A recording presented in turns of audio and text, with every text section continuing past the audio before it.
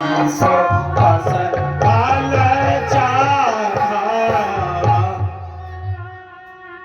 जैसा कर्म करेगा उसको वैसा फल भोगना पड़ेगा, है ना। इसीलिए तो संसार में किसी को सुख, किसी को दुख, कोई रो रहा है तो कोई हंस रहा है, किसी को लाभ हो रहा है तो कोई घाटे में सिर पीट रहा है। यही अंतर है, जैसे कर्म किए गए हैं वैसा फल भोग रहे। लेकिन बड़े ध्यान से समझना, हनुमान जी जब लंका गए तो लंका जाकर के बड़े पाप किए हनुमान जी। घबराओ नहीं, शास्त्र की बात कहने में संकोच नहीं करना चाहिए। अब हनुमान जी हैं सो बने रहते, लेकिन जो गलत है सो गलत है। अभी मैं आपको बता रहा हूं, हनुमान जी गए लंका। अच्छा, उनको भूख लग गई। भैया भूख लगे चाहे प्यास, जबरदस्ती किसी की बगिया में घुस के फल खाना अच्छी बात है? अरे बोलो आप, नहीं है कि नहीं गलत? जबरदस्ती अशोक बाटिया में घुस के फल खा ले। अब फले नहीं खाए, खाए फले बीटा को पेड़ों। अच्छा, पहरेदार थे बेचारे। पहरेदार की ड्यूटी क्या है?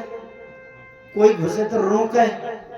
अब पहरेदार मना करने लगे, अरे भैया पेड़ ऐसे फल ना खाओ, राम की बगिया है, पेड़ न उखाड़ो। उनको मार डाला। अच्छा है, पाप कर्म है कि नहीं? नहीं, अच्छा मैं गलत बोल रहा हूं। अरे भैया हनुमान जी हैं तो हम 1000 बार प्रणाम करते हैं, लेकिन काम जो किया वो तो कहना पड़ेगा।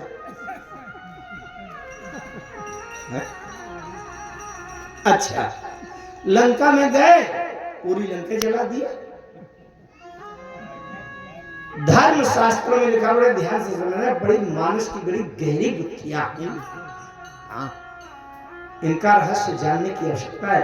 अगर ये वाला रहस्य आप जान गए, सबसे मुख्य बात बताऊं कि जब कर्म का फल भोगना पड़ेगा, और गीता में कहा है इस शरीर की जब तक अंतिम श्वास है तब तक कर्म होता ही रहता है। बिना कर्म किए कोई एक क्षण जीवित नहीं रह सकता।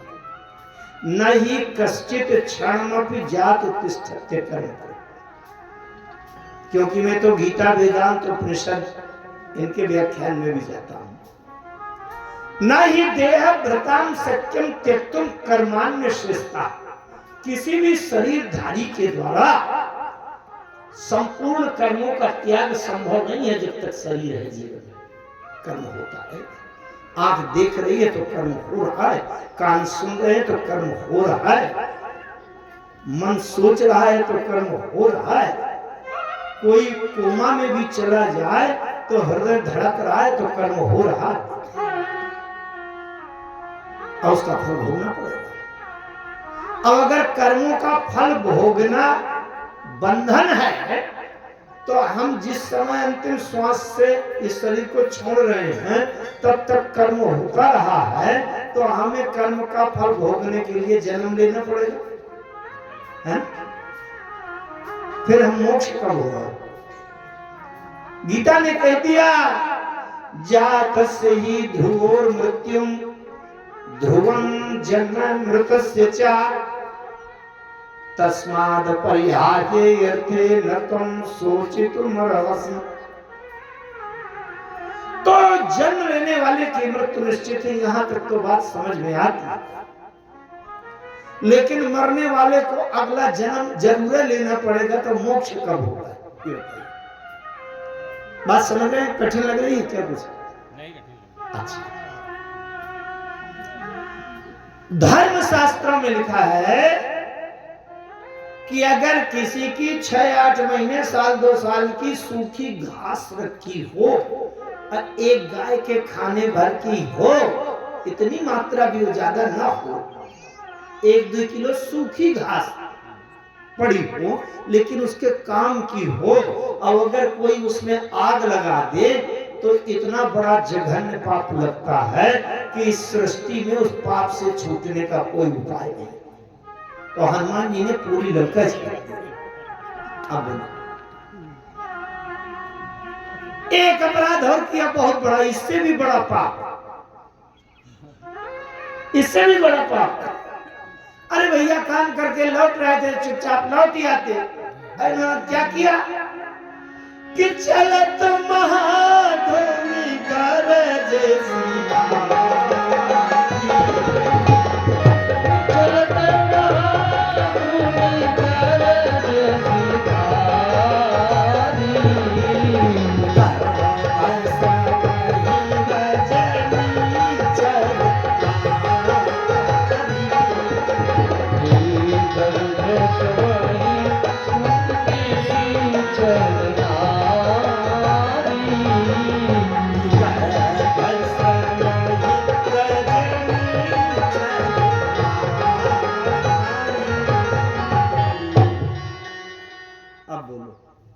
इतनी जोर की भयंकर दहाड़ गर्जना कर दिया कि सब राक्षसियों के गर्भपात बवासन हो। वेदों में लिखा है कि अगर कोई गर्भपात कर दे तो ब्रह्मा विष्णु महेश ये तीनों मिल करके भी उसको उस पाप से बचाना चाहे तो बचा नहीं पा सकते। इतना बड़ा पाप है।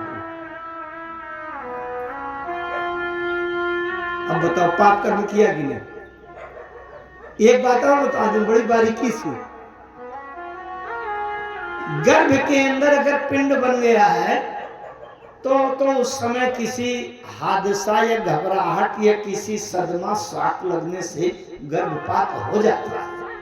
लेकिन अगर गर्भ के अंदर पिंड नहीं बना, लिक्विड द्रव पदार्थ में है अभी, तो वो गर्भपात नहीं होता, उसका भी नहीं देता। तो उसकी भी व्यवस्था करी आई। चले आए हनुमान जी काम करके, और जिसके अंदर गर्भ द्रव से फिर बाद में पिंड बना, तो महीना 2 महीना के बाद अरे समुझत जास दूत कई करनी, तो गर्भ स्रवही रजनी चल। महीनों के बाद अगर याद आ गई तो उसका गर्भपात हो गया। अब बोलो समझ आइए, बड़ी तात्विक बात है ये। अगर ये जुक्ति हम जान जाए, बहुत ध्यान से, बड़े काम की बात है, उठी है यार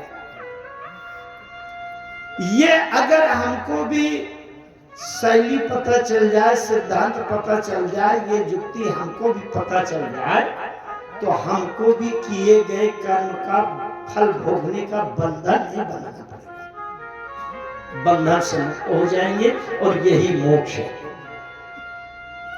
शास्त्रों में पूछा गया, क्या ऐसी व्यवस्था नहीं है कि कम कर्म तो हम करते रहें और फल न भोगना पड़े। अगर ये स्थिति हमको भी प्राप्त हो जाए तो हमारा भी मोक्ष हो जाएगा। चोर चोरी करता है, तिजोरी में हाथ मार दिया, और उससे पूछा जाए कि जेल जाओगे, कहेगा नहीं जेल कभी नहीं जाना, हाथ रोज साफ करना।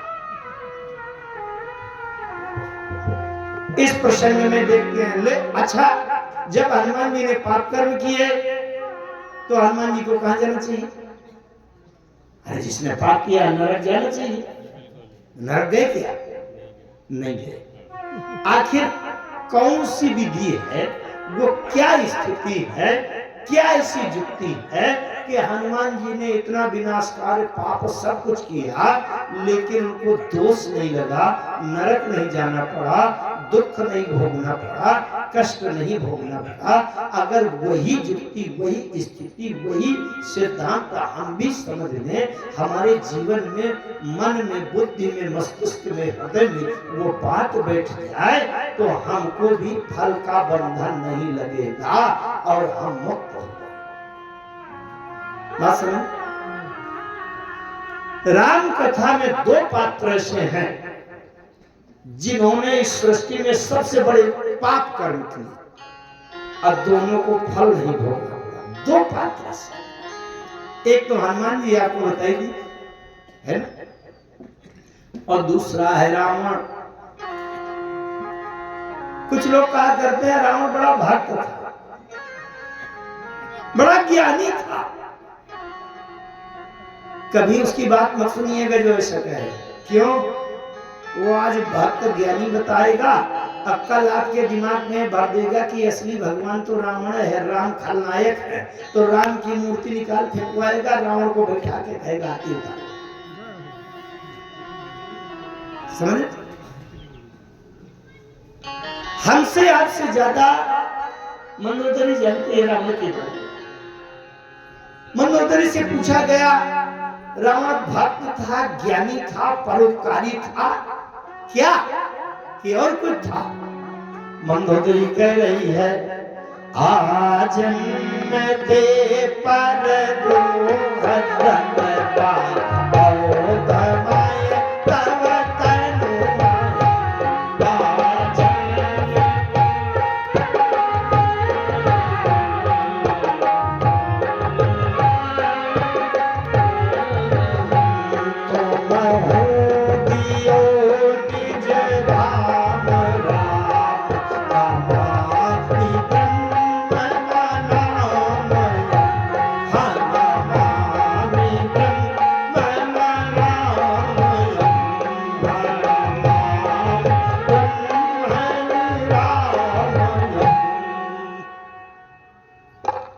रावण क्या था? आजन्मते पर द्रोह रत। संपूर्ण जीवन काल में रावण की उम्र कितनी थी? 31 करोड़ 10 लाख 40 हजार वर्ष की उम्र रावण जिया। ध्यान से सुनो, जिस समय राम रावण युद्ध हो रहा था उस समय राम जी की अवस्था 41 वर्ष, केवल 41। और उस समय रावण की आयु कितनी थी? 31 करोड़ 10 लाख 40 हजार वर्ष। इतनी लंबी आयु में आजन्मते पर द्रोह रत, जब से जन्म हुआ और जब तक अंतिम श्वास निकली, इसके बीच में केवल परद्रोह किया है। संपूर्ण जीवन काल में किसी का हित नहीं किया। इतना बड़ा जघन्य मानस में लिखा है, आजन्मते पर द्रोह रत पापो घमय। मंदोदरी करवाते हैं, आप पढ़ लीजिए। पाप का भंडार है। मंदोदरी कह रही थी कि मैं कल्पना कर रही थी कि इसका इतना जीवन भर का पाप, तो इसके लिए सामान्य वाले नरक में तो हिसाब चुकता नहीं हो पाएगा, स्पेशल कोई नरक बनाना पड़ेगा और अनंत काल तक पकाया जाएगा, कब तब कहीं जाकर हिसाब चुकता होगा, है ना। लेकिन मंदोदरी ने देखा, नरक की तो बात छोड़ो, तुम हूं दियो निज धाम। अरे प्रभु, आपने रावण जैसे जघन्य पापी अपराधी को भी आपने अपना धाम, अपना पद दे दिया। देवताओं ने तो प्रश्न किया था राम जी से, अधम शिरोमणि तव पद पावा, अधम शिरोमणि तव पद पावा, अधम शिरोमणि तव पद पावा, अधम शिरोमणि तव पद पावा, यह हमारे मन विस्मय आवा, हमारे मन विस्मय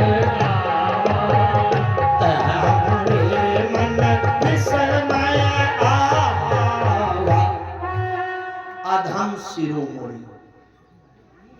और वो राम जी का धाम पा जाए, तासु तेज समान प्रभु आनंद, हर से देखे सब।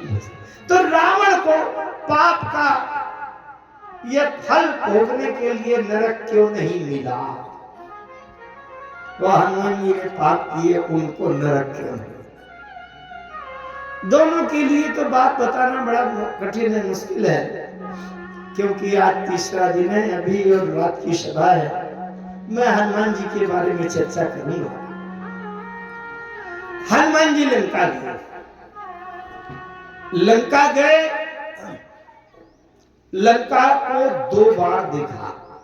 मानस में लिखा है, लंका को 2 बार देखा। एक बार दिन में देखा, और दूसरी बार रात में देखा। एक बार बाहर से देखा और दूसरी बार भीतर से देखा। पुर रखवारे देखी बहु कति मन कीन विचार, अति लघु रूप धरो निसी।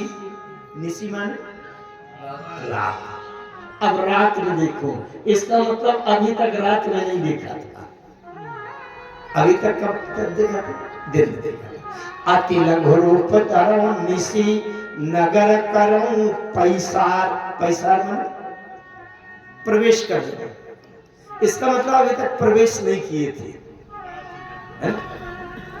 चढ़ गिर शिखर, वो वहां पहाड़ में जब चढ़ गए थे वहां से गिर पर चढ़ी, लगाते ही देखी। अभी तक पहाड़ से देखा।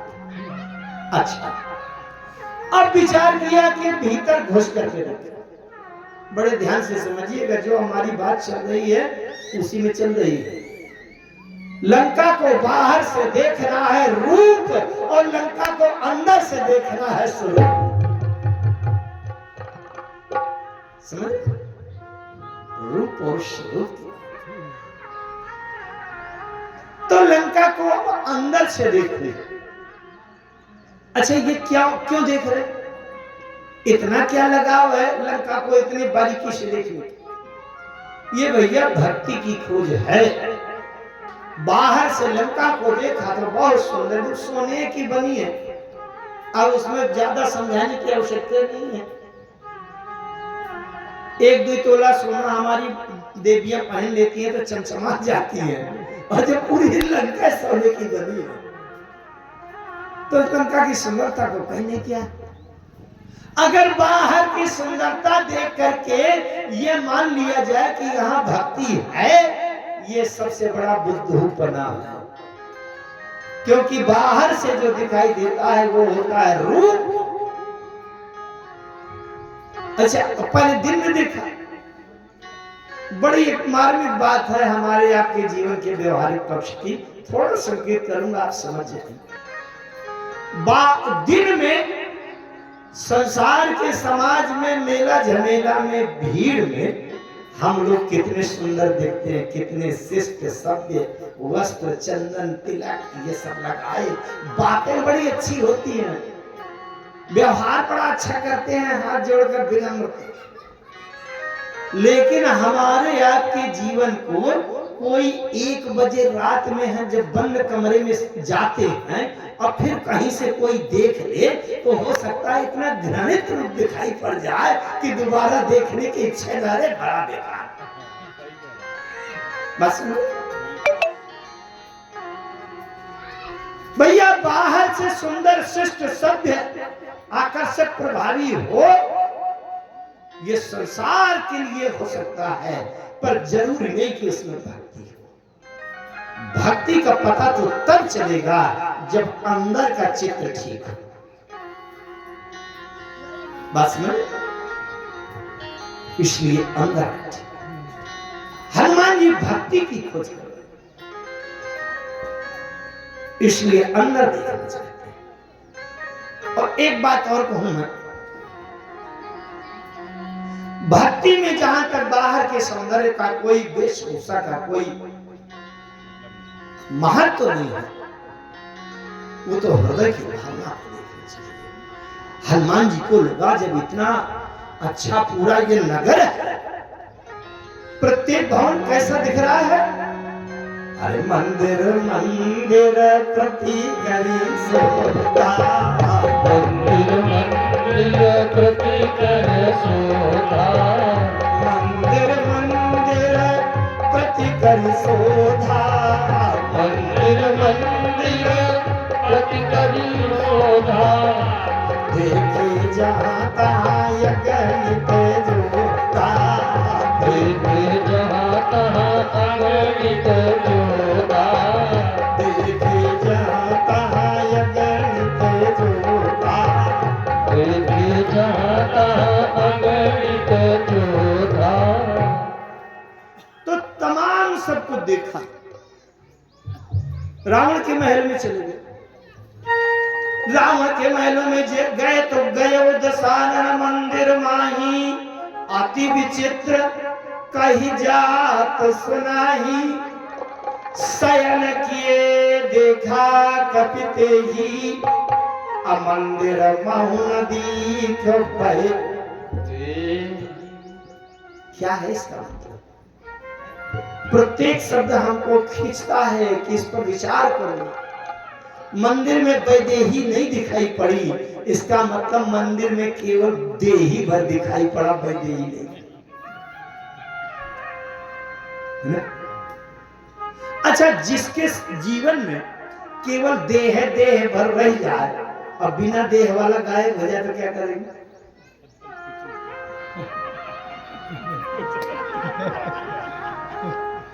हनुमान जी ने देखा,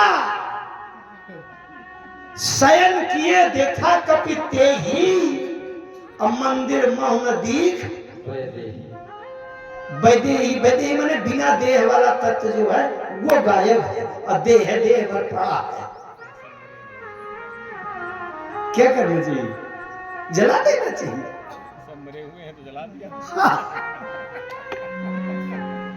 रात की सभा में बताऊंगा क्यों जलाया, किसको क्यों नहीं जलाया, और कौन मरा है कौन जिंदा। बड़ी महत्वपूर्ण बात है। अच्छा, महत्वपूर्ण शब्द है। जितने लोग चलते फिरते हैं, भोजन रबड़ी मलाई खाते हैं और दुनिया का हवाई जहाज में उड़ते हैं, सबको आप जिंदा न समझिएगा। जिंदा नहीं, मुर्दा है। ये मानस कहती है। मानस अगर न समझोगे तो सबको जिंदा मान लोगे, लेकिन अगर मानस की शैली से सबको देखेंगे तो संसार में कुछ 10% लोग जिंदा हैं, बाकी सब मुर्दा। कि जिन हरि भगति हृदय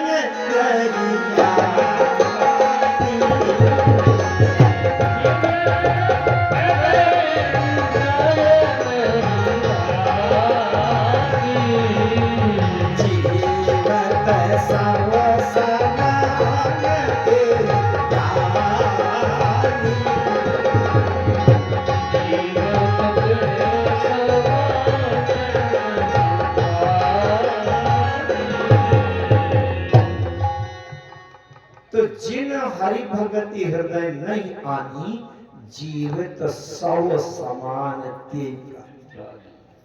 समान मुर्दा।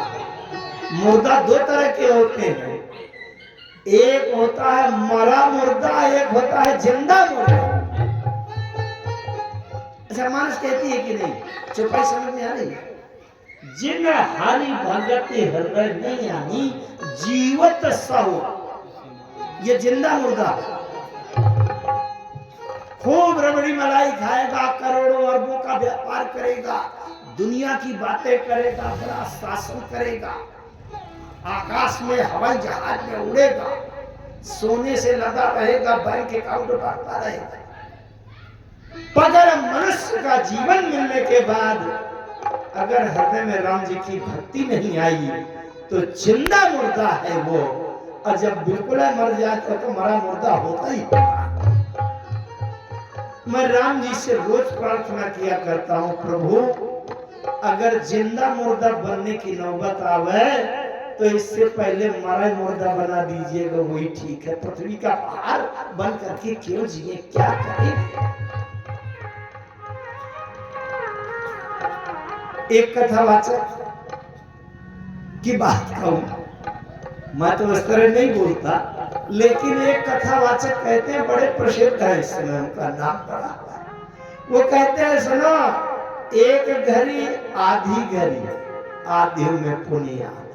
एक घड़ी 24 मिनट की, अब आधी घड़ी 12 मिनट की, अब उससे अधिक 6 मिनट की। अगर 6 मिनट 12 मिनट 24 मिनट भी आप भगवान का भजन नहीं करते हैं तो कहते हो बाजार चले जाओ, मूस पर दवाई ले आओ, खा लो, पी लो, कहे के लिए जिंदा। मैं नहीं कहता, एक कथा अच्छा है, बड़े इस समय चल रहा है, कहे चूहा मार ले आओ, पी लो। इस जीवन का अंतिम उद्देश्य है भक्ति प्राप्त करना। अच्छा, तो हनुमान जी गए, अब पूरे नगर में देख रहे, अंदर से, बाहर से दिखा, अंदर से देखा। बाहर से देखना है रूप और अंदर से देखना है इसकी बात चल रही। क्यों? क्योंकि बाहर से वेशभूषा, बाहर की सुंदरता से ये कोई पक्का प्रमाण नहीं है कि ये भक्ति है। अंदर का हमारा भाव अच्छा होना चाहिए। हनुमान जी के लंका में, अरे मंदिर मंदिर प्रतिकरी शोभा, देखे जाना मंदिर प्रतिकर शोभा, देखे जाना अनित जोड़ा। आ गया वो दशानन मंदिर माही, अति विजेत कही जात सुनाई। गया दशानन मंदिर माही, अति विचित्र कही जात सुनाई। शयन किए देखा कपि देखी, मंदिर मौन दीख गए देखी। शयन किए देखा कपि तेहि, मंदिर मोहन दीख गए देखी। आगे बढ़ते। अच्छा, जैसे मैं आपसे कहूं, किसी को आग लगा के जला देना, भस्म कर देना अच्छा काम है कि बुरा काम है? बुरा काम। हमारे संचालक जी कहते हैं बुरा काम। उत्तर देने से पहले आपको ये समझ लेना चाहिए था कि जिसको आग लगा के जलाया गया था वो जिंदा था कि मरा हुआ। अगर जिंदा को जलाया तब तो बुरा काम, लेकिन मरे हुए को जलाना सब लोग कहते हैं भैया तू ले चलो, माने अच्छा काम।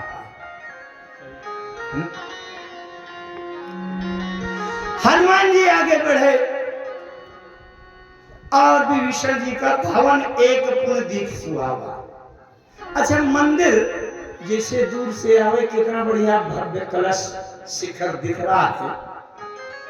और लंका वाले जो मंदिर थे, ये तो आपके खानपुर का है, बड़ा सराहनीय है।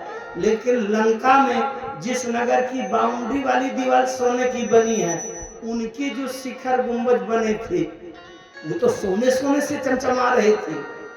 अगर 300 फीट ऊंचाई में सोने का शिखर चमचमा रहा हो, तब तो कल्पना और ज्यादा होगी कि ये तो भैया दर्शन तो और अच्छा होगा। जब 300 फीट से सोना, हीरा, मणि, माणिक आदि वैदूर्य से मंत्र मणियां चमचमा रही, तो वहां तो लगेगा कि यहां दर्शन जरूर करना।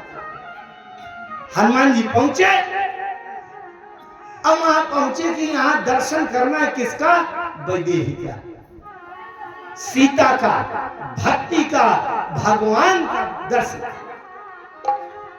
और जब मंदिर में घुस के गए तो वैदेही गायब देही धरा था। किस काम का? जिसका मंदिर केवल बना हो और मंदिर में भगवान ना हो, वैदेही ना हो, मूर्तियां गायब हो, मंदिर किस काम का? आगे गोस्वामी जी ने लिख दिया, अरे भवन एक पुण्य दीख सुहावा, हरि मंदिर का भवन एक पुण्य दीख सुहावा, हरि मंदिर का दीन बनावा। हरि मंदिर का दीन बनावा, हरि मंदिर का दीन बनावा। भवन एक, वहां मंदिर नहीं लिखा, भवन। जो मंदिर जहां लिखना चाहिए वहां मंदिर नहीं लिखा। पुष्प वाटिका में जब सीता जी गौरी पूजन करने के लिए गई, सर समीप गिरजा ग्रह सोहा, वहाँ ग्रह गई भवानी भवन बहोरी, गई मुदित मन गौरी निकेता। एक बार मंदिर में और लंका में मंदिर मंदिर पुति के विषय, और जहां विभीषण जी हैं तो भवन एक पुण्य दीप सुहावा, ये हरि मंदिर, ये हरि। वहां गए, उसकी चर्चा भी एक दिन हो चुकी थी, इसलिए उसमें विस्तार नहीं करूंगा। विभीषण जी से मिलना हुआ, विभीषण जी ने जुगति बताई, जुगति विभीषण सकल सुनाई, चले पौन सुत विदा कर। कुछ लोग हमारे दादाजी कह दे रहे थे जुगति विभीषण सकल सुनाई क्या है। जुगति शब्द का सही अर्थ हमारे बोलचाल में जिसको कहते हैं युक्ति, जुगाड़, जुगाड़। अब जुगाड़ में कोई निश्चित निर्धारित नहीं रहता। आप चले जा रहे हैं, अब आपकी किसी गाड़ी का कोई एक नट बोल्ट खुल के गिर गया तो जुगाड़ लगाएंगे, कोई खीला मिल जाए उसको डाल लेंगे, तार बांध लेंगे, कोई रस्सी धागा मिल जाए बांध लेंगे, लकड़ी ठूस देंगे। तो जुगाड़ का कोई ये पक्का वो नहीं रहता कि क्या लगाना चाहिए। जुगुति माने जुगाड़, जुगाड़ माने वो विधि बता दिया। अब जो ग्रंथों में नहीं है उसके लिए मन गढ़ंत कहानी या कही सुनी बातें कहना सुनना मेरे जीवन की शैली नहीं है, उद्देश्य। वो युक्ति बता दिया कि जैसे तुम वहां पहुंच सकते हो। हनुमान जी पहुंच गए कहा? अशोक वाटिका में, अशोक वृक्ष में छिपकर बैठ गए। करु पल्लव महु रहा लुकाई, करई विचार करऊं का भाई, तेहि अवसर रावण कहाया, तेहि अवसर रावण कहाया, तेहि अवसर रावण कहाया, तेहि अवसर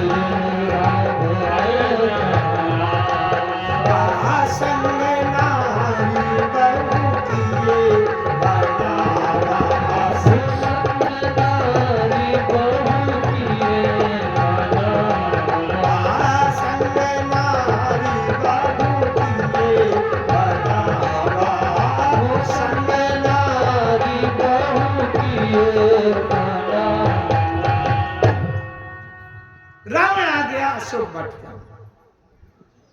सबसे मुख्य बात है बता रहा हूं, आज जो प्रस्ताव में प्रश्न रखा गया है सबसे मूल बिंदु है यहाँ, और आप उसको ध्यान से समझिएगा। रावण आ गया, बहुत सी अपनी रानियों के लिवाए है और नीचे से ऊपर तक सोने सोना लगा है। कोई महत्वपूर्ण बात नहीं, जिसका पूरा नगर सोने का बना हो तो उनकी रानियां अगर सोना 2-4-10 किलो लादे हैं तो कोई बड़ी बात नहीं, क्या महत्व है जब सैकड़ों टन के महल बने हैं सोने के। अच्छा, उसमें तमाम मणिमाणिक रत्न आदि सब पहने। ये इतना श्रृंगारित करके क्यों लाया? रावण इसलिए श्रृंगारित करके लाया कि सुनो कि सीता को दिखाने आया कि तुम एक छोटे से सोने के मृग की छाला मांगा और तुम्हारा पति नहीं दे पाया। अब मैं देखो 25 तो रानियां मेरी इस तरह से लदी है नीचे से ऊपर तक, और आगे भविष्य में मेरी योजना ये है कि अगर तुम मेरा प्रस्ताव मान लो तो जितनी सोने से लदी हुई श्रृंगारित सुसज्जित रानियां हैं ये तुम्हारे चरणों की दासी बनती। कितने बड़े गर्व की गौरव की बात है, जिनकी दासियां नौकरानी, चप्पल धोने वाली, तलवे में तेल की मालिश करने वाली नौकरानी दासियां इतना इतना सोना पहने हो, ये तो बड़े गर्व की बात है। रावण ने कहा, सीते अगर तुम मेरी एक बात मान लो, प्रस्ताव मान लो, तो कह रावण सुन सुन की सयानी मंदोदरी आदि सब रानी तब अनुचरी करो। तुम्हारी दासियां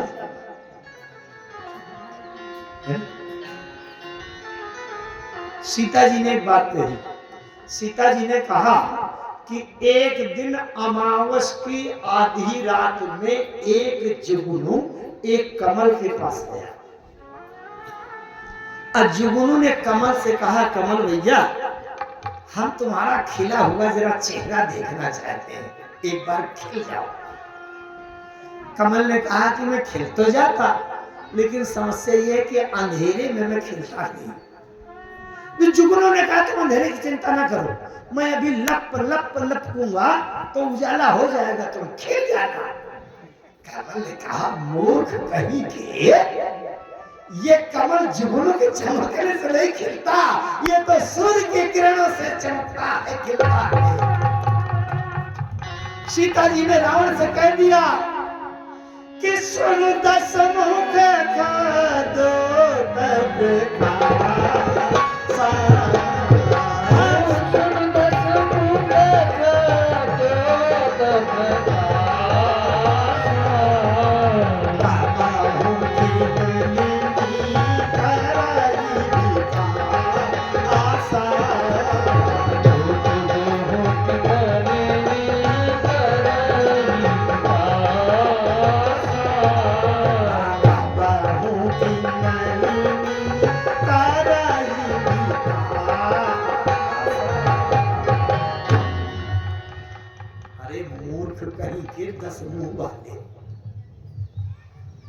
जुगनू के चमकने से कहीं कमल नहीं खिलता। क्या तुम ये सोना दिखा रहे हो? मेरे अंश से सोना पोना की अधिष्ठात्री शक्ति प्रकट पैदा होती है। जासुवन सोपजहि गुण खानी अगणित लक्ष्मी ब्रह्मानी। अरे मेरे एक अंश से असंख्य लक्ष्मी पैदा हो जाती है। सोना दिखा रहे हो? जुगनू की चमकने से कहीं ये सीता का मुखमंडल खिलेगा?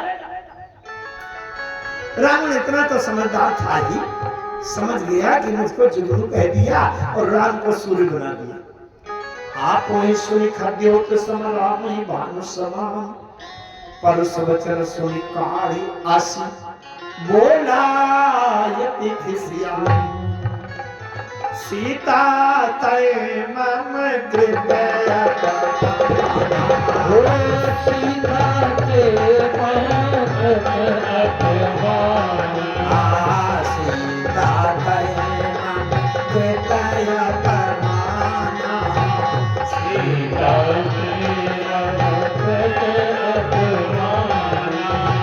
कटी हम से कठिन कृपा कटी हम तब सिर कठिन कृपा नाही पसपति मानो वाणी नाही पसपद मानो ममतारी सोमुखी होते नहीं जीवन हानि सुमुखी हो नहीं जीवन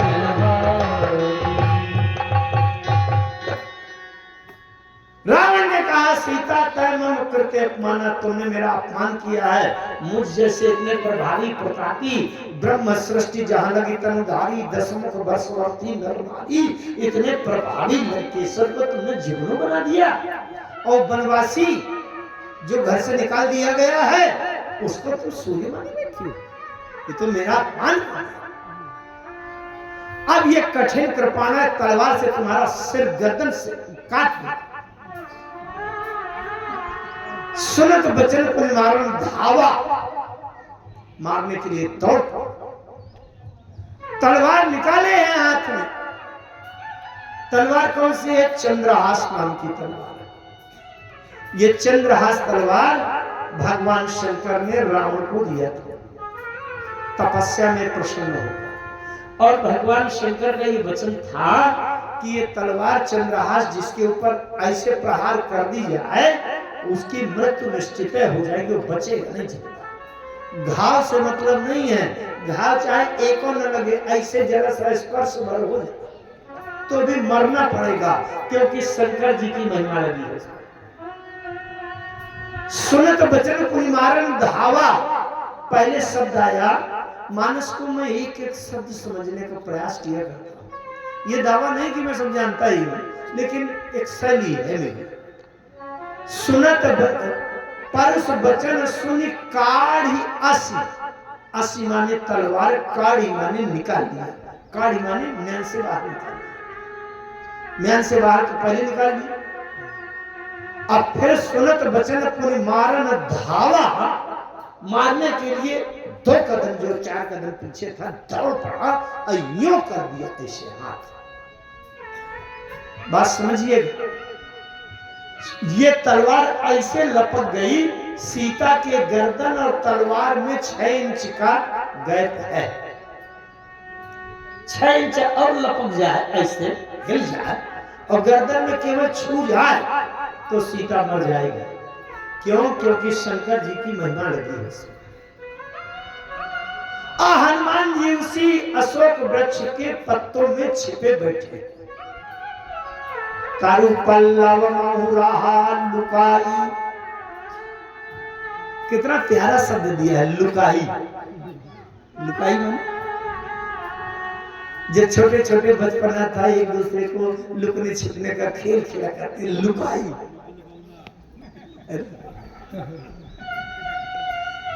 तारु पल्लव महुराहा लुकाई, लुकाई का मतलब स्वयं छिपे कि कोई मुझे देख ना ले, केवल साधारण बैठे नहीं।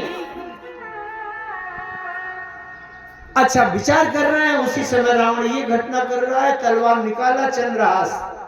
सीता जी ने कहा चंद्रहास हर मम परितापम, और चंद्रहास तलवार लपक गई। इसका मतलब सीता का जीवन मृत्यु में बदलने में अब देर नहीं है। 6 इंच अगर जोश में हाथ न सदता और ऐसे छू जाए तो मर गई। मैं कहता हूं, आप लोगों के लिए मैं कहता हूं कि हनुमान जी की जगह में अगर मैं होता या आप में से कोई होते तो हम तो भैया न रह पाते, झम से कूद जाते, ले दनादन शुरू हो जाते। अच्छा, अगर किसी में बल की कमी हो, कमजोर हो, तो वो तो रावण के सामने जाने का साहस न करता, लेकिन हनुमान जी अतुलित बलधाम, हम संपूर्ण ब्रह्मांड को एक चुटकी में चूर्ण चटनी बना देने की सामर्थ्य हनुमान जी में, और सीता का जीवन मृत्यु में बदलने जा रहा है। अगर इतना बल हम में होता, आप में होता, शुरू हो जाता। आ जा रहा। अरे जब सीता मर जाएगी तो दुनिया का लुका छिपी के खेल से क्या मतलब रह जाएगा? समझ रहे? लेकिन धन्य है हनुमान जी, इसीलिए उनको कहा गया है ज्ञानी नाम अग्रगण्य, ज्ञानियों में अग्रगण्य। हनुमान जी की 3 परीक्षा हुई है लंका की यात्रा। हनुमान जी चुपचाप बैठे, ये एक परीक्षा पहले हो चुकी है। कहा? जिसका प्रसंग भी बोल गए, परीक्षा नहीं बताया। ऐसी भी सैकड़ों बातें हैं जिनको मैं पार करते हुए जा रहा हूं, और नहीं एक एक बात को अगर मुझे तो महीनों प्रसंग चलता है। गयो दशानन मंदिर माही अति विचित्र, या अति विचित्र क्या? कही जात सुनाई। रावण के महलों में गए तो हनुमान जी ने अति विचित्र देखा, कहते नहीं, कहने लायक नहीं। क्या था? जहां रावण का महल है वहां देव यक्ष गंधर्व नर किन्नर नाग कुमारी अजीत बरी निज बाहुबल बहु सुंदर बरदान। रावण सोया हुआ है और सैकड़ों त्रैलोक्य सुंदरियां कामोत्तेजक स्थिति में, अर्धनग्न पूर्ण नग्न स्थिति में। हनुमान जी ने देखा, गोस्वामी जी ने लिख दिया, कही जात तो सुनाई, कहने लायक नहीं। आगे यह हनुमान जी की पहली परीक्षा है, बहुत कठिन परीक्षा। क्या है परीक्षा? जहां त्रैलोक्य सुंदरियां इस तरह के विकृत उत्तेजक स्थिति में हो और उनका भोक्ता पति सोया हुआ हो, खर्राटा ले रहा हो, तो मैं नहीं मानता कि हनुमान जी के अलावा कोई धीर पुरुष संयमित रह पाएगा। यह हनुमान जी के जीवन अंदर काम की परीक्षा है कि काम का विकार आता है कि नहीं। समझे? पहली परीक्षा काम की परीक्षा हुई और दूसरी परीक्षा यहाँ रावण जो कर रहा है, सीता के गर्दन के निकट चल रहा तलवार पहुंच गई। ये दूसरी परीक्षा है क्रोध की परीक्षा। हनुमान जी में क्रोध कितना आता है जरा देखा जाए। ये क्रोध की परीक्षा है। हनुमान जी ने कुछ नहीं किया, क्रोध को भी दबा दिया। और तीसरी परीक्षा सबसे कड़ी। तीसरी परीक्षा क्या है? अगर उस वाली लंका में हमको आपको एक बार जाने का मौका मिल गया होता, सोने की लंका, जैसे आपके खानपुर आए हैं, खानपुर में भवन मकान तमाम सबके ईंट गुम्मा पत्थर से बने, ईंट से। अब कोई हमारे गांव का व्यक्ति कह देता कि पंडित जी खानपुर जा रहे हैं तो एक तो ईंटा लेते आना, तो ईंटा ले जाने में कोई परेशानी है क्या? यहाँ वहां जहां पड़े कोई ईंटा उठाओ गाड़ी में रख के चले जाए। तो भैया यहाँ जब ईंटा के मकान बने हैं तो ईंट ले जाना कोई कठिन बात नहीं है, और वो सोने की लंका बनी है। हमको मौका मिल जाता तो 1-8 किलो तो कमर में खोस के ले ही जाते सोना। ये तीसरी परीक्षा है हनुमान जी। सोने की लंका में भेजा गया और हनुमान जी खाली हाथ लौट आए। ये लोभ की परीक्षा है। समझ रहे? हनुमान जी की 3 परीक्षा हुई लंका में, काम, क्रोध और लोभ। लेकिन हनुमान जी में न काम का विकार आया न क्रोध आया। रावण जब तलवार सीता जी की तरफ लटका रहा है उस समय क्रोध नहीं आया। और चलते समय 2-4 किलो सोना लपेट के नहीं लाए कि लंगोटा में खोस के ले आओ। ये लोभ नहीं। और अगर 3 चीजें ना हुए, काम, क्रोध, लोभ, ये 3 चीजें ना हो तो जानते हो कौन होता है? नारी नयन सरजा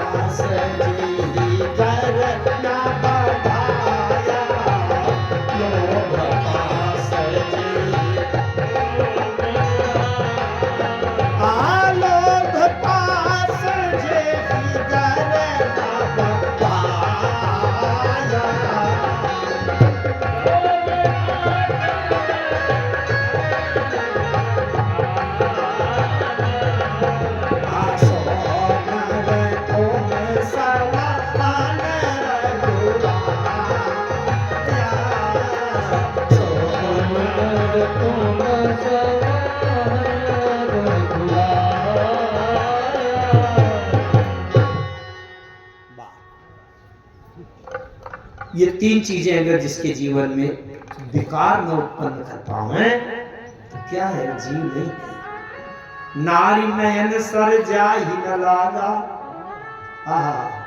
मृग नयनी के अगर नेत्र बाण जिसको घायल न कर पाए, अब घोर क्रोध निशी तमज उजागा, जिसको क्रोध असंतुलित ना कर पाए, अलोभ पास जे ही कर न बढ़ाया, और जिसको लोभ अपने फंदे में न फंसा पावे, तो सोनर कमर समान घुराया।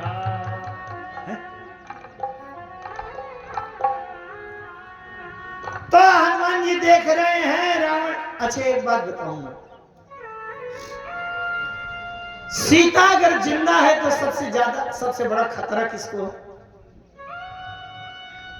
उस दृश्य को याद करिए, रावण के साथ मंदोदरी, मंदोदरी आदि सब रानी, सबसे मुख्य है मंदोदरी, राजरानी, पट्टमहिषी, पटरानी मंदोदरी। और रावण खुलेआम मंदोदरी के सामने कह रहा है, सीता अगर तुम मेरे महलों में आ जाओ तो मंदोदरी जैसी पटरानी और साथ में जितनी रानियां हैं तब अनुचरी करो। कल से तुम्हारी चप्पल धोया करेंगी, तलवा में तेल की मालिश किया करेंगी। इन देवियों से पूछो इनके जीवन में सबसे बड़े दुख और नरक की बात क्या है कि इनके सामने इनके पति संसार की दूसरी सुंदरी स्त्री से कहें कि तुम मेरे घर में आ जाओ तो मैं अपनी विवाहिता पत्नी को तुम्हारे चरणों की दासी बना दूंगा। सबसे बड़े नरक की बात है, दुख। ये कष्ट ऐसा होता है कि इनको सहन नहीं हो सकता। कैकेयी जी तो क्या कह रही थी कि नहीं हर जन्म भर बबर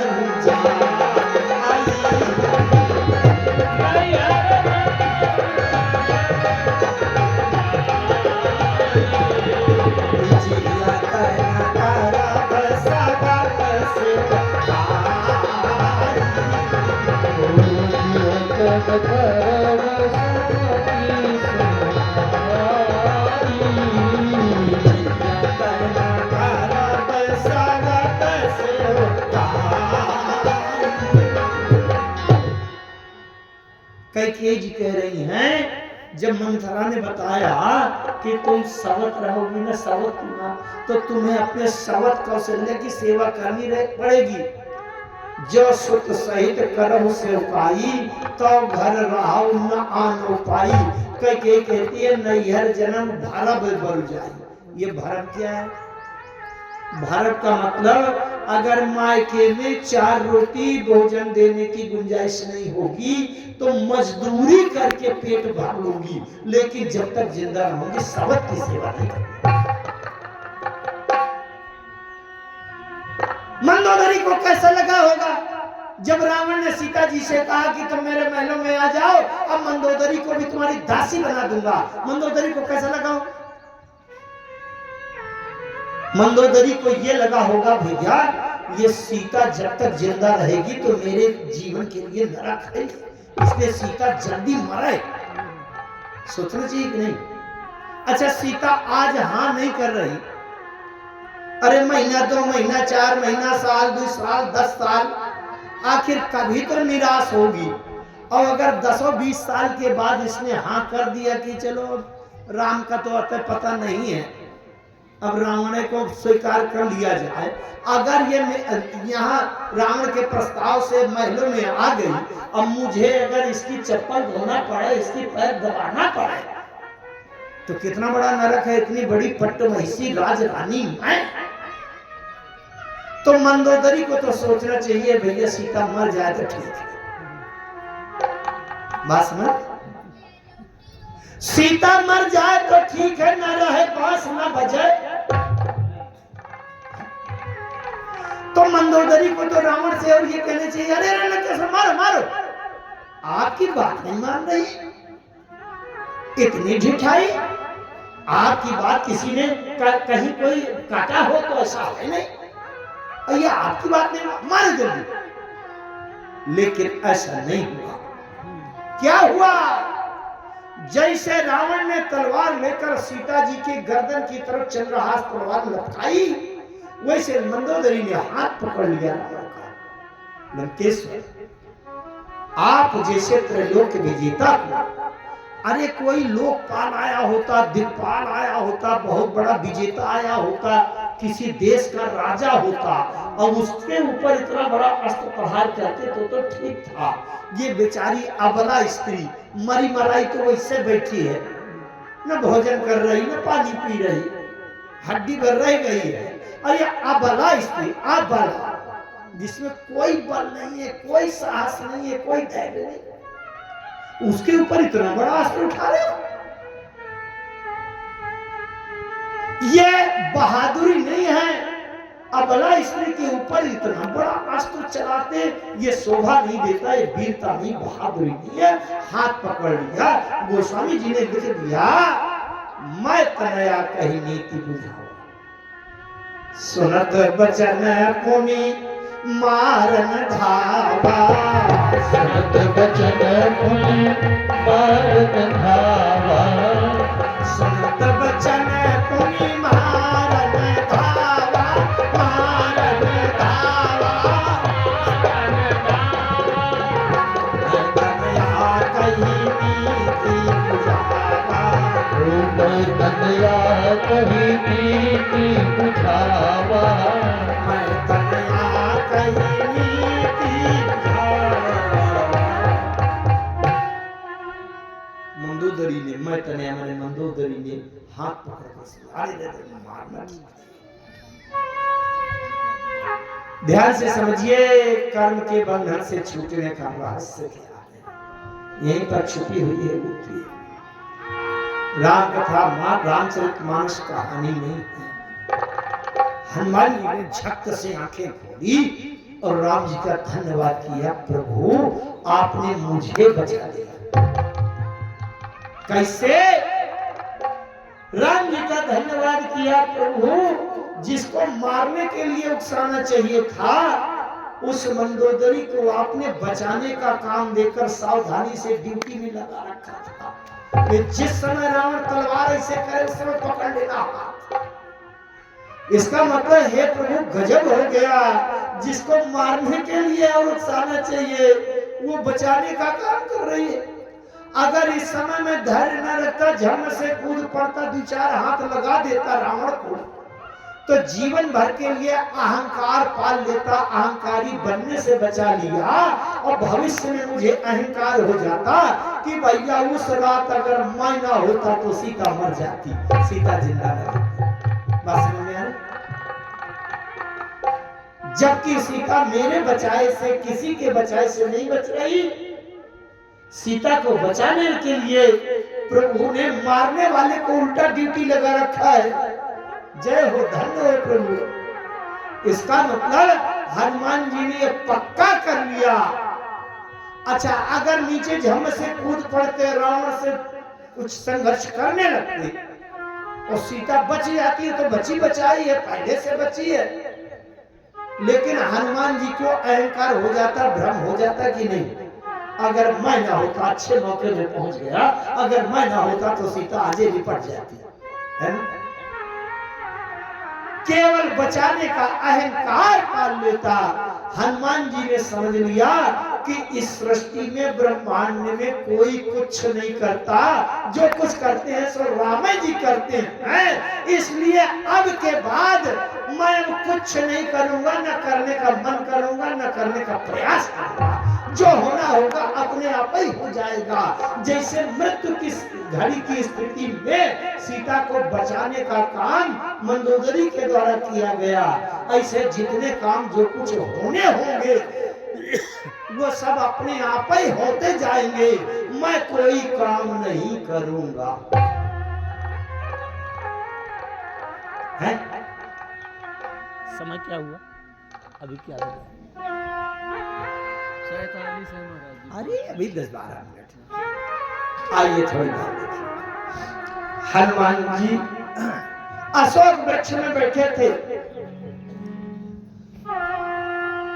सीता जी की 4 माताएं हैं मानस में, जानते हैं आप लोग कि नहीं? सीता जी की 4 माताएं हैं।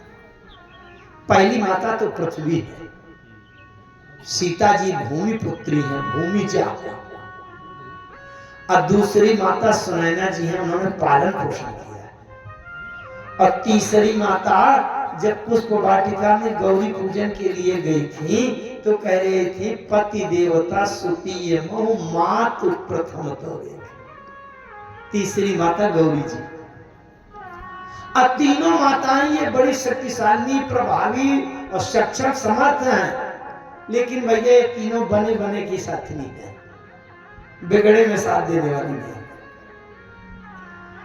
बिगड़े समय में साथ देने वाली सीता जी की चौथी माता कहां रहती हैं?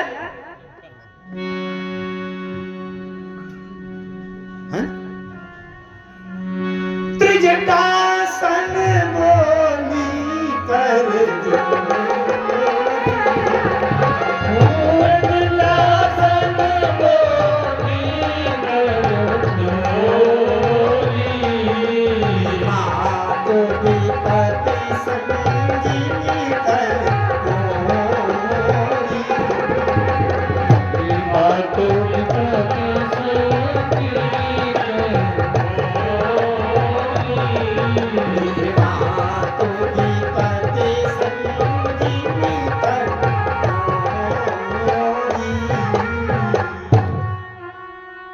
ये माता। अच्छा, ऐसा नहीं है कि धोखे में भावुकता में कहीं माता निकल गया। आनी काठ रची चिता बनाई और मात अनल पुनि देहि लगाई। लंका कांड में भी कहा, जब राम रावण युद्ध हो रहा था उस समय त्रिजटा रोज जाती थी, युद्ध की घटना बताती थी, हाल बताती थी। और जिस दिन त्रिजटा ने जाकर के बताया कि राम जी ने रावण के सिर भुजाएं काट डाली, सीता जी ने कहा वो तो मर गया होगा। बोले नहीं मरा, एक बार दो बार नहीं, असंख्य बार काट डाली। तब भी सीता जी ने कहा ओ ये कहा सिकिन माता और के विधि मन विश्व दाता। अच्छा, एक बढ़िया बात, सीता जी दुखी हो रही थी, त्रिजटा जी से कह रही थी कि आन काठ रची चिता बनाई, लकड़ियां ले आओ माता जी, चिता बना दो और उसमें आग लगा। मां तो अनल पुन देख लेगा, आग लगा, चिता बना। त्रिजटा ने कहा बेटी राजकुमारी, चिता तो तब बनती है जब किसी की मृत्यु हो जाती है। सीता जी ने कहा मृत्यु हुई नहीं, होने वाली है, इसलिए चिता बना। जो अपने जीवन जीते जी अब अपने चिता बनाने की तैयारी करता चले, सोचता रहे कि मेरी चिता बननी है, तो बड़ा संतुलित रहेगा, ठंडा दिमाग। अच्छा, तो त्रिजटा ने क्या कहा? सीता जी से ये नहीं कहा कि नहीं मैं लकड़ी नहीं लाऊंगी कि आग नहीं लगाऊंगी।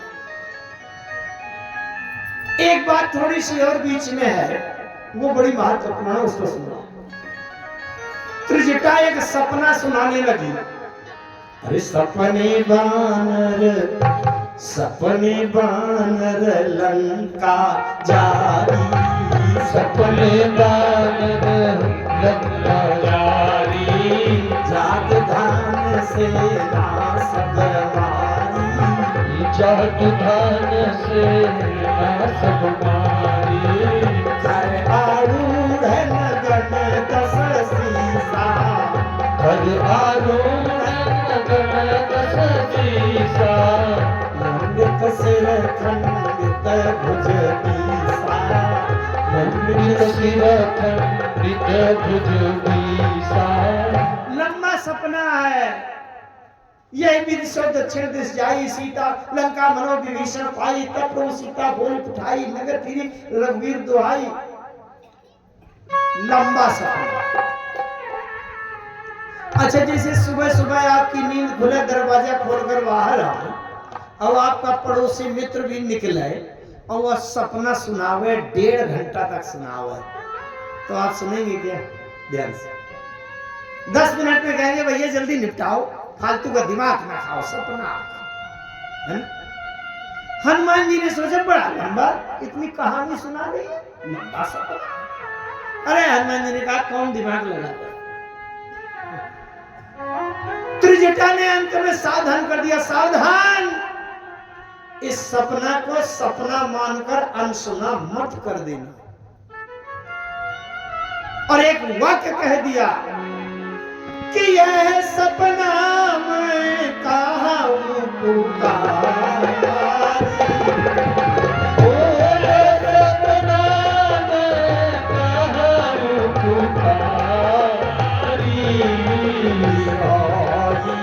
सत्य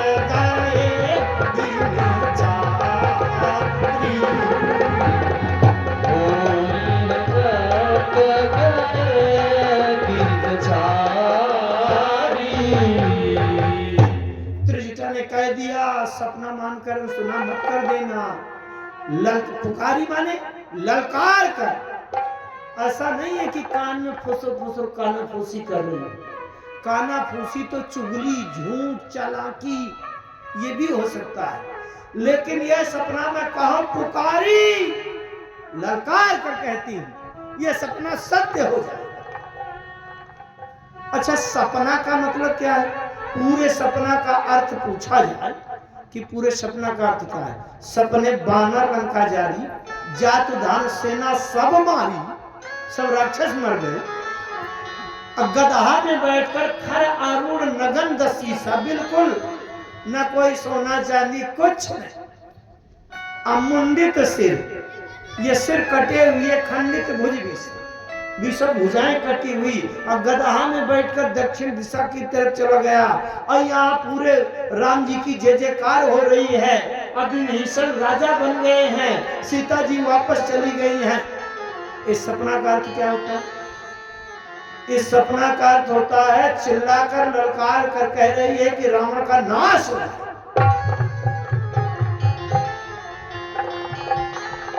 एक बात अगर मैं कहूं, 3 लोग 14 भुवन के सृष्टि में ब्रह्मांड में त्रिजटा के अलावा अगर ब्रह्मा जी से, शंकर जी से भी कहा जाए कि एक बार ललकार कर घोषणा कर दीजिए कि रावण का नाश हो जाएगा, तो उनकी भी हिम्मत नहीं हो सकती। कोई चिल्लाकर कह पाएगा कि रावण का नाश हो जाएगा? ये त्रिजटा क्या है? त्रिजटा क्या है, इसको समझना। क्यों इतना जोर साहस से कर रही है?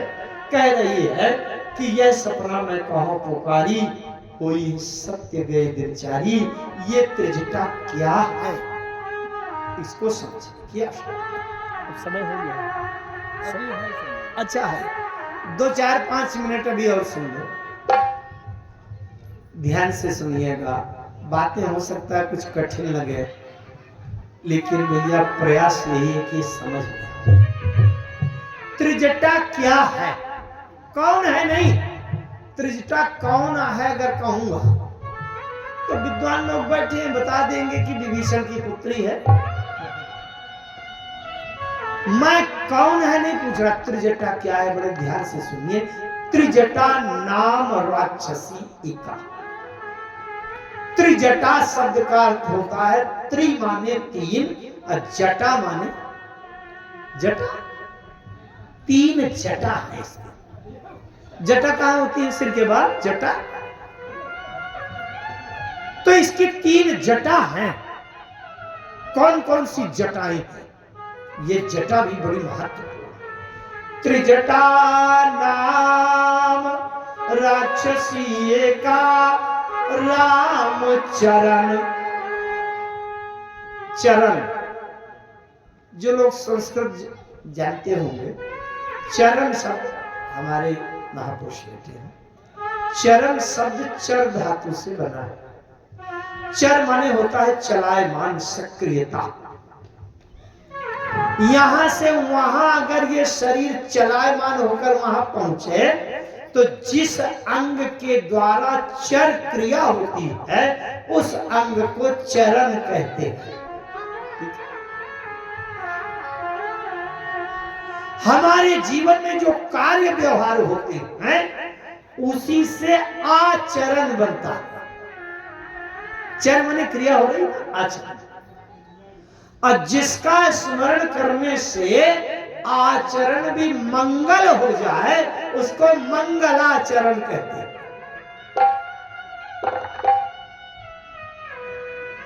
चरण माने क्रिया, कर्म। ध्यान से समझो। राम चरण रति, रति माने प्रेम, प्रेम से भक्ति। अनिपुण विवेका, विवेका माने ज्ञान। जिसके सिर के ऊपर 3 जटाएं हैं, राम जी के प्रति चरण माने कर्म, रति माने भक्ति, विवेका माने ज्ञान। जिसके जीवन में सर्वोत्तम, सर्वश्रेष्ठ, उत्तम स्थान पर राम जी के प्रति ज्ञान, कर्म और भक्ति की 3 जटाएं हैं, वो है त्रिजटा। बात समझ रहे हैं? ये त्रिजटा, त्रिजटा नाम राक्षसी। अब वो सपना सुना रही। अब जब उसने ये कहा कि ये सपना में कहो पुकारी हो, ये सत्य गए दिन चारी, तब हनुमान जी सावधान हुए। ये सपना की शुरुआत तो मुझसे ही होना है, क्योंकि सपने बानर लंका जारी है, तो बानर तो मैं ही हूं लंका में। अरे एक है बानर आना तो प्रवेश करना मुश्किल पड़ा है, जाने कैसे बच बचा के निकला। नहीं सुरसा सिंह का लंकनी, तो इसका मतलब लंका जलाना है क्या? ये दावा कर रही है, हो ये सत्य सत्य हो जाएगा ये। अब हनुमान जी ने सोचा तो इसका मतलब लंका जलाना, लेकिन राम जी ने तो कहा नहीं। अगर मैं लंका जला दूं तो राम जी कहेंगे क्यों हनुमान, जब मैंने लंका जलाने को नहीं कहा था, तो जो लंका का राजा रावण धोखा देके सीता को चुरा सकता है, तो उस लंका की किसी राक्षसी के कहने से तुमने लंका क्यों जला दिया? फंस जाऊं। अब अगर लंका नहीं जलाता तो राम जी कहेंगे क्यों हनुमान, कोई बात कहने की याद नहीं रही, भूल गया, तो मैंने अपनी भक्ता के द्वारा तुमको संदेशा भी कहलवाया कि लंका जला के आना है, तो लंका जला के क्यों नहीं आए? हनुमान जी विचार कर रहे हैं, लंका जलाऊंगा तो फंस जाऊंगा, और नहीं जलाऊंगा तो फंस जाऊंगा। अब क्या करूं, लंका जलाऊं कि न जलाऊं? हनुमान जी लंका जलाते हैं कि नहीं जलाते हैं, इसका विस्तार तो रात्रि की सभा में किया जाएगा। एक छोटी सी बात मैं कहूं बड़े मजे की, और बस वाली को विराम करें। जैसे इस प्रसंग से एक शिक्षा मिलती है। सीता जी कह रहे थे त्रिजटा जी से, आनी काठ रच चिता बनाई मातु अनल कुंदी। माता जी मुझे लकड़ी ले आओ, आगी ले आओ, चिता बनाकर जला दो, मैं बैठकर जलकर भस्म होकर ये जीवन समाप्त करना चाहती हूँ, क्योंकि दुसह विरह नहीं सही है। बड़ी अच्छी हल्की बात एक कह रहा हूं। अगर आपकी और आपकी देवी जी से किसी दिन 11 बजे रात में लड़ाई हो जाए और देवी जी कहे कि जल्दी 3 लीटर मिट्टी का तेल माचिस लाओ, आपने पूछा क्या करोगी? आग लगा के मर जाऊंगी। तो आप मना मत करना, ये ना कहना कि नहीं नहीं तुम न जलो, क्योंकि अगर मना करोगे तो और ज्यादा भाव आएगा। रामायण से सीखो, क्या कहना, ये कह देना हाँ हाँ ठीक है, 2 लीटर मिट्टी के तेल में क्या होगा, 20 लीटर का पूरा गैलन भर के दे दूंगा पेट्रोल का, और एक माचिस जले न जले तो पूरा बंडल ले आऊंगा दर्जन।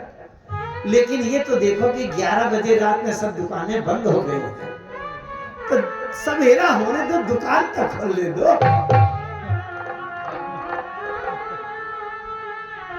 इसका मतलब ये नहीं कि 11 बजे दिन में भी दुकान खोले तो सही से लेके नहीं, आवेश का समय टाल दो। ये कैसे मानस की चौपाई कहती है।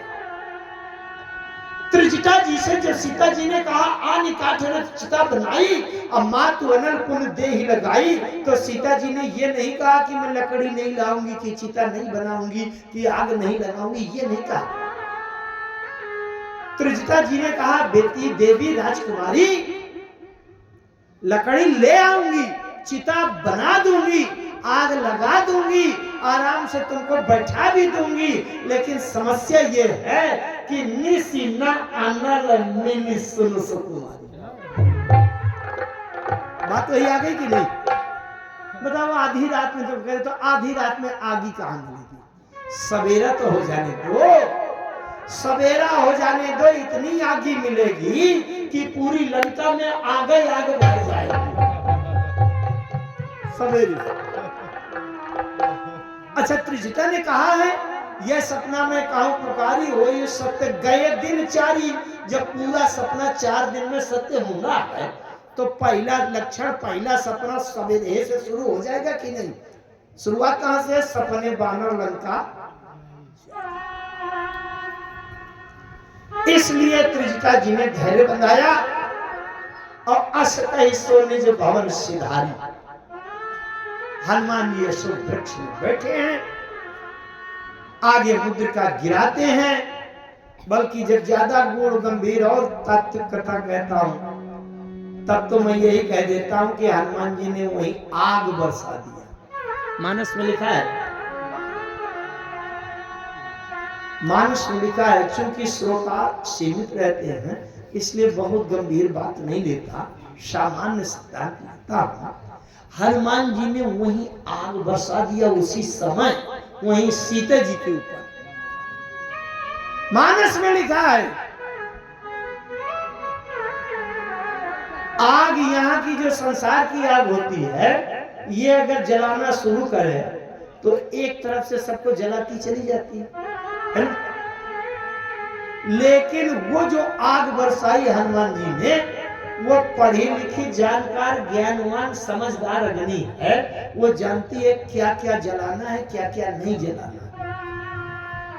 लंका में जो आग लगी वो जड़ अग्नि नहीं थी, वो चेतन आग थी। वो जानती है किसका किसका घर जलाना है, किसका किसका नहीं जलाना। पूरी लंका नहीं जली, एक बच भी गया था। उसकी बात में उसके सिद्धांत रात्रि की समय बोलूंगा। बस एक बात कह दूं कि हनुमान जी ने आग बरसाई। कैसे? वो आग क्या है, ध्यान से सुनिए। बालकांड में गोस्वामी जी महाराज कहते हैं, कुपथ है उतारे के कुचाली कली कपट दंभ पाखंड अयोध्याहन राम गुण ग्राम जिनि ईंधन अनल प्रचंड। राम जी के गुण ग्राम, राम जी के जो गुण हैं वो ईंधन अनल प्रचंड, प्रचंड अग्नि है। लेकिन राम जी के गुण क्या क्या जलाते हैं? कुपथ है, कुतरक, कुचाली, कली, कपट, दंभ, पाखंड। कुपथ, कुतर्क, कुचाल, कपट, दंभ, पाखंड को जलाने के लिए राम जी के गुण ग्राम ऐसे हैं जैसे ईंधन अनल प्रचंड। 10 क्विंटल सूखी लकड़ी जलाना हो तो आग को झरझरा के जला देती। तो राम जी के गुण ही वो आग है, अनल है, जो कुपथ, कुतारक, कुचाल इसको भस्म करते हैं। और हनुमान जी ने क्या किया? आग बरसा दिया। राम जी के गुण ही अग्नि है। तो रामचंद्र गुण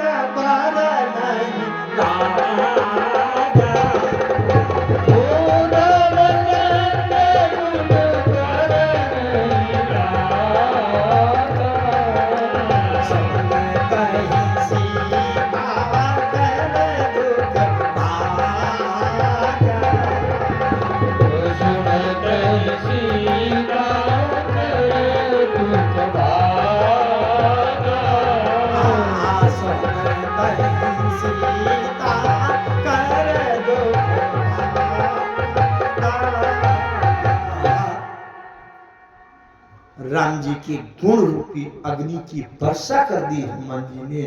कुपथ, कुतरक, कुचाल, कपट, दंभ, पाखंड ये सब जल गए। और जब ये जल जाएंगे तो दुख भागा। यहाँ भी राम जी के गुणों की अग्नि बरसाई जा रही है। ये कपट, दंभ, पाखंड, कुपथ, कुतर्क, कुचाल ये सब जल जाए तो दुख तो अपने आप ही भाग जाएगा। इसी कारण से दुख में डूबे हैं। आगे की चर्चा हम रात्रि की सभा में करेंगे। आइए 2 बार भगवान की शरणागति में समर्पण करें।